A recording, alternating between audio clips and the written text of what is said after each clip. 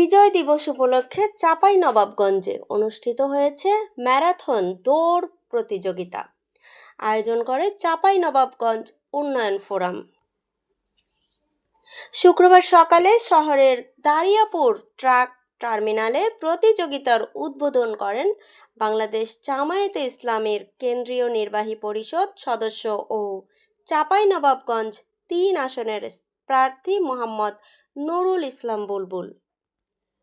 তিনি বলেন, বিজয়ের মাসে তরুণ সমাজকে সঙ্গে নিয়ে নতুন বাংলাদেশ গড়ার স্বপ্ন বাস্তবায়নে এগিয়ে যেতে হবে। প্রায় ৩২ কিলোমিটার দীর্ঘ এ ম্যারাথনে অংশ নেয় হাজারো তরুণ, যুবক ও ছাত্র। দারিয়াপুর ট্রাক স্ট্যান্ড থেকে শুরু হয়ে দৌড় শেষ হয় দেবীনগর দ্বিমুখী উচ্চ বিদ্যালয় মাঠে। সকাল থেকে আমাদেরকে স্বাগত জানিয়েছেন, অভ্যর্থনা জানিয়েছেন।